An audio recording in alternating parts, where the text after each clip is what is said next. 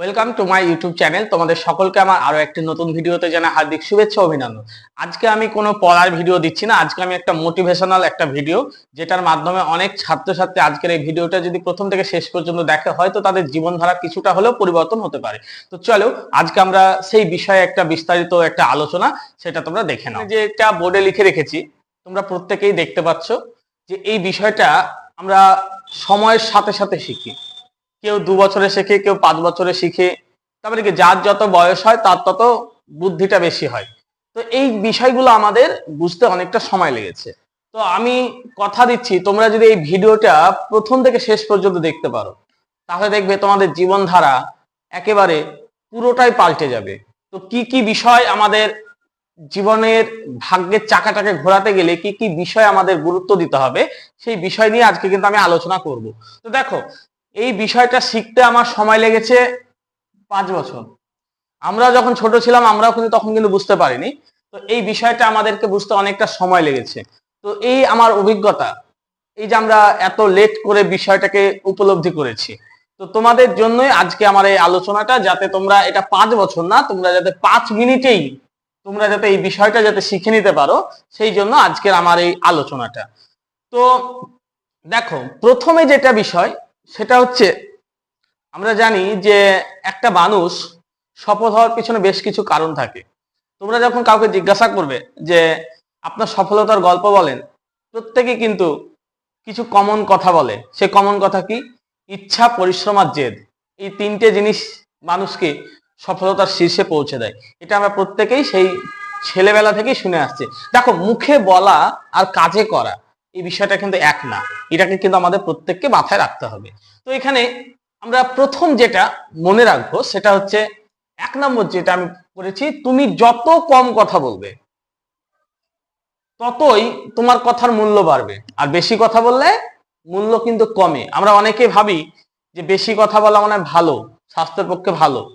Actually বাস্তবে কিন্তু এর বিপরীতটা লক্ষ্য করা যায়। তুমি বেশি কথা বললেই তুমি মূল্যহীন হয়ে পড়বে। তাই আমাদেরকে বেশি কথা না বলে পরিস্থিতি অনুযায়ী কথা বলাটাই সব থেকে আমাদের জন্য শ্রেয় হবে। তাই আমরা পরিস্থিতি বুঝে সব সময় কথা বলার চেষ্টা করব, এবং আমরা প্রয়োজনীয় অপ্রয়োজনীয় যে বিষয়গুলো রয়েছে আমরা প্রয়োজনহীন কথাগুলো বলবো না। যেগুলো আমাদের জীবনে চলার পথে প্রয়োজন সেই সমস্ত কথাগুলোই বলতে হবে। এবং আশা করি আমরা এইভাবেই কিন্তু আমরা লাইফ স্ট্রাগল যদি করি তাহলে আমাদের জীবনের ভাগ্যের চাকাটা কিছুটা হলেও সচল হবে। তো এইটা একটা। 2 নম্বর যে পয়েন্ট সেটা হচ্ছে, এখানে আমি একটা প্রবাদ বাক্য লিখেছি, দাঁত থাকতে দাঁতের মূল্য বোঝো।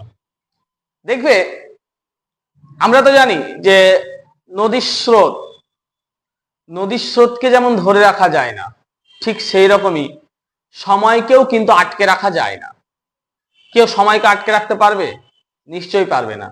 ঠিক সেই রকমই আজকে আমার দাঁত আছে, সময়ের সাথে সাথে কি হবে? এই দাঁতগুলো একদিন উঠে যাবে, তাই না? তাহলে আমাদের করণীয়টা কি? আমাদের করণীয় হচ্ছে সেটাই, দাঁত থাকতে দাঁতের মূল্য বুঝতে হবে, সময় থাকতে সময়ের মূল্য বুঝতে হবে। ঠিক সেই রকমই আমাদের কিন্তু এই বিষয়টা কিন্তু আমি সেজন্য কিন্তু এই পয়েন্টটাকে এখানে কিন্তু রেখেছি, যাতে আমরা সময় চলে গিয়ে পরে যাতে আফসোস না করতে হয়। অনেকে দেখবে মাধ্যমিক বা উচ্চ মাধ্যমিক যারা পড়াশোনা করে তারা দেখবে প্রথম দিকে কেউ গুরুত্ব দিয়ে পড়ে না। তাদের কাছে একটা চিন্তা ভাবনা থাকে যে এখনো যথেষ্ট টাইম আছে, সময় আছে। কিন্তু বাস্তবে আমরা কি দেখতে পাই? এই সময় আছে আছে করতে করতে করতে করতে একটা দিন সময় শেষ হয়ে যায়। তখন কিন্তু আমাদের আর কিছু করার থাকে না। তখন আমরা পড়াশোনা করতে গিয়ে অনেক ব্রেনে চাপ পড়ে যায়, তখন আমাদের হিতে বিপরীত হতে পারে। তাই আমাদের মাথায় রাখতে হবে, দাঁত থাকতে দাঁতের মূল্য বুঝতে হবে। সময় থাকতে সময়ের গুরুত্ব দাও, সময় চলে গেলে কিন্তু আর কেঁদেও কুল পাবে না। তাই আমাদের প্রত্যেকের উচিত সময় থাকতেই সময়ের কাজ করে নেওয়া, না হলে কিন্তু এর জন্য পরে কিন্তু আমাদের অনেক বড় আফসোস করতে হতে পারে। তাহলে আমরা 2 নম্বরটা বুঝলাম। 3 নম্বর 3 নম্বর পয়েন্টে কি বলছে দেখো, বলছে সমস্যার দিকে তাকালে সমস্যা বাড়বে, আর তুমি যদি সুযোগের দিকে তাকাও তাহলে অবশ্যই সুযোগটা বাড়বে। কিছু কিছু ছেলে মেয়ে আছে যারা সমস্যার কথাটা ভেবেই পরবর্তী স্টেপে এগোয় না। কিন্তু একটা জিনিস মাথায় রাখতে হবে, আমার সামনে অনেকগুলো সুযোগ থাকে, সঠিক সুযোগটাকে পাকড়াও করা, এই বিষয়টাকে আমাকে নিশ্চিত হতে হবে। কারণ সবাই কিন্তু সঠিক পথে চলতে পারে না। অনেকে সমস্যায় যখন পড়ে তখন কিন্তু ভেঙে পড়ে। কিন্তু একটা জিনিস মনে রাখবা, যেখানে অধ্যায় শেষ হয় তারপরেই কিন্তু একটা নতুন অধ্যায় শুরু হয়। আজকে তুমি সমস্যায় আছো, আগামীকাল এই সমস্যার সমাধান অবশ্যই হবে। তাই আমাদের প্রত্যেককে এই বিষয়গুলো কিন্তু মাথায় রাখতে হবে। তাহলে আমাদের সমস্যা আছে, সমস্যার দিকে তাকিয়ে লাভ নেই, আমাদেরকে কোন দিকে তাকাতে হবে? সুযোগের দিকে। কিভাবে আমরা এর প্রতিরোধ ক্ষমতা গড়ে তুলব, সেই বিষয়ে কিন্তু আমাদেরকে প্রত্যেককে মাথায় রাখতে হবে। তবেই তো আমি একটা ভালো জায়গায় যেতে পারবো। আজকে সমস্যা আছে দেখে তুমি পিছিয়ে যাচ্ছ, কিন্তু না, জীবনে কখনো কখনো রিস্ক নিতে হয়, বলা তো যায় না। এই রিস্কই হয়তো তোমার সফলতার একমাত্র চাবিকাঠি হতে পারে। তাই আমরা সেই বিষয়ে একটু মাথায় রাখার চেষ্টা করব। তারপরে 4 নম্বর কি বলছে? নতুন কিছু করতে ভয় পেও না। দেখবে নতুন নতুন সব কাজই প্রত্যেকে চাপে থাকে যে আদৌ আমি সাকসেসফুল হব কি হব না। অনেকে কিন্তু ডিপ্রেশনে ভোগে। তো একটা জিনিস মনে রাখবে, জীবন যুদ্ধে টিকে থাকতে গেলে নতুন কিছু দিয়েই শুরু করতে হবে।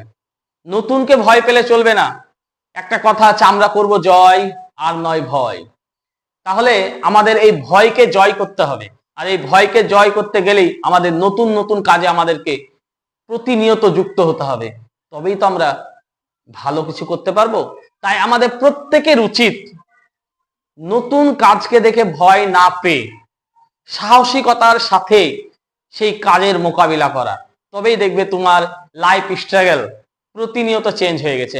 আমরা যারা সফল ব্যক্তির গল্পগুলো শুনি, দেখবে তারা প্রত্যেকেরই এরকম কথা বলে যে আমরা কিভাবে এই জায়গায় এসেছি। তো তাদের প্রত্যেকের ইতিহাস শুনলে তুমি কিন্তু এই সমস্ত বিষয়গুলোই কিন্তু পাবে। তাই আমাদের প্রত্যেককে এই বিষয়গুলো মাথায় রাখতে হবে। সে তুমি ছাত্র হও আর ব্যবসায়ী হও বা যে কেউ হও, সফলতা পেতে গেলে তোমাকে এই সমস্ত বিষয়গুলো করতে হবে। আবার অনেক সময় আমরা আছি এরকম যে আমরা ভাগ্যের উপর ছেড়ে দিই। কিন্তু একটা জিনিস মনে রাখবা, তুমি হয়তো ভাগ্যের উপর ছেড়ে দিয়েছো, যে ঈশ্বরের ভরসায় তুমি বসে আছো, কিন্তু এমনও তো হতে পারে ঈশ্বর তোমার ভরসায় বসে আছে যে তুমি কিছু করো, তবেই তো ঈশ্বর তোমাকে সঠিক পথ দেখাবে। কিন্তু আমরা সেটা না করে ঈশ্বরের ভরসায় বসে বসে দিন পার করে দিচ্ছি। এইভাবে কি ভাগ্য পরিবর্তন সম্ভব? নয়। এইভাবে কিন্তু ভাগ্য পরিবর্তন সম্ভব নয়। তাই আমরা নিজেদের ভাগ্য পরিবর্তন করতে গেলে আমাদেরকে সচল হতে হবে, অচল চিন্তা ভাবনা থেকে মুক্ত হতে হবে। তবেই কিন্তু আমরা একটা সচল সমাজ ব্যবস্থা, নিজের জন্য একটা সচল ভবিষ্যৎ জীবন আমরা কিন্তু উপহার পেতে পারি। তাই আমাদের প্রত্যেকের উচিত এই সমস্ত বিষয়ে আমাদেরকে সজাগ থাকা। তারপরে কি বলছে দেখো, 5 নম্বর, বর্তমান সমাজের এটা একটা ব্যাধি বলা যেতে পারে। কারণ অনেক ছেলে মেয়ে বর্তমানে যে একটা মোবাইল ফোনের প্রতি ছেলে মেয়েদের আসক্তি বর্তমানে কিন্তু প্রচুর, এর কারণে কিন্তু শিকার হচ্ছে। তো সেই শিকারের মূল কারণ, অনেক রাত পর্যন্ত তারা কি করছে? ফোন ঘাঁটছে এবং তারা নিজের ভবিষ্যৎকে অন্ধকারের দিকে ঠেলে দিচ্ছে। শুধু ভবিষ্যৎ না, নিজের স্বাস্থ্যের দিকেও তারা কিন্তু কোনো নজর দিচ্ছে না। আর যারা সফল ব্যক্তি তারা কি করে? তারা প্রতিনিয়ত কি করে? তোমার রাত্রে সবার শেষে ঘুমায় এবং সকালবেলায় তারা মানে তাড়াতাড়ি উঠে গিয়ে তারা তাদের নতুন ভোরের একটা সূচনা করে। এখানে সেটাই মাথায় রাখতে হবে যে সকালে ঘুম থেকে উঠে তোমাকে নিজের সাথে লড়তে হবে, পাড়া প্রতিবেশীর সঙ্গে লড়তে হবে না। তুমি নিজেই তোমার নিজের সঙ্গে লড়ো, তুমি নিজেই নিজেকে প্রশ্ন করো কোনটা করা ঠিক, কোনটা করা ঠিক নয়। তবেই তুমি কিন্তু এর কিন্তু একটা প্রকৃত উত্তর পেয়ে যাবে। আর এভাবেই আমাদের জীবনধারা একটু একটু একটু করে পরিবর্তন হবে। একদিনে পরিবর্তন সম্ভব না, তাহলে তো মিরাক্কেল হয়ে গেল। তাই আমাদের এই পরিবর্তন ধারাটা ধাপে ধাপে চলতে থাকবে। তারপরে আমাদের মাথায় রাখতে হবে, এই সমস্ত বিষয়গুলো তোমার কাছে হয়তো অনেকটা কষ্টের মনে হচ্ছে, যে এত কষ্ট আমার দ্বারা কি সম্ভব? কিন্তু মনে রেখো, এই কষ্টই একদিন তোমার সংগ্রামের, টিকে থাকার একটা লড়াই। এই কষ্টই তোমাকে একদিন বদলে দিয়েছে। তো যদি তুমি জানো যে আমার একটু পরিশ্রমী আমার সফলতা আসতে পারে, তাহলে কেন আমরা ফাঁকি মারছি? কেন আমরা নিজেদেরকে সময় দিচ্ছি না? আমরা কি একটু পারি না নিজের জন্য ভাবনা চিন্তা করে ভবিষ্যৎ জীবনের পথটাকে প্রশস্ত করতে? আমরা কেন অবহেলায় দিনটা কাটাবো? আমাদের এর মধ্যে কি কোনো লাভ আছে? বাবা মা আমাদের ওপর ভরসা করে বসে আছে যে আমার সন্তান সুশিক্ষায় শিক্ষিত হবে। তাহলে একটা জিনিস মনে রাখো, গরিব হয়ে জন্মানোটা পাপ না, গরিব হয়ে মরাটা হচ্ছে পাপ। তাই আমাদের গরিবের ঘরে জন্মগ্রহণ করেছি বলে যে আমাকে সারা জীবন গরিবী আনা করেই যেতে হবে এমন কোনো বিষয় নেই। আমাদেরকে গরিবী আনা থেকেও সফলতার ঘরে, সফলতার শীর্ষে কিভাবে পৌঁছানো যায় তা কিন্তু আমরা অনেক ইতিহাস কিন্তু দেখেছি যে অনেক গরিব ঘরের ছেলেরা এই যে মাধ্যমিক, উচ্চ মাধ্যমিক, আইএএস, ইউপিএসসি যে বড় বড় পরীক্ষাগুলো আছে সেখানে দেখবো অনেক গরিব ঘরের ছেলেরাই কিন্তু তাদের মেধা তালিকায় নাম তুলে নেয়। তাহলে এই যে তারা গরিব ঘরে জন্মগ্রহণ করেছে তারা কিন্তু হার না মানা যোদ্ধা। তাহলে আমরা যথেষ্ট সুখে আছি, আমাদের তো বাবা মারা কোনো অসুবিধা করেনি, তাহলে আমরা কেন পারবো না? তাই আমাদের উচিত সেই সমস্ত কষ্টকে তুচ্ছ মনে করে ভবিষ্যতের কথা ভেবে এই কষ্টটাকে সাদরে মেনে নিয়ে জীবন সংগ্রাম চালিয়ে যাওয়া উচিত। দেখবে একদিন এই কষ্টই তোমাকে সফলতা এনে দিয়েছে। তারপরে কি বলছে সব শেষে? আমি এতগুলো যে কথাগুলো বললাম এর জন্য মূল চাবিকাঠি কি? পরিশ্রম। এই পরিশ্রম যদি না থাকে, যেমন একটা কৃষক পরিশ্রম করে সোনার ফসল ফলায়, এমনি এমনি তো সহজে ফলবে না, পরিশ্রম করে সোনার ফসলটা ফলায়। তাহলে আমাদেরও কি করতে হবে?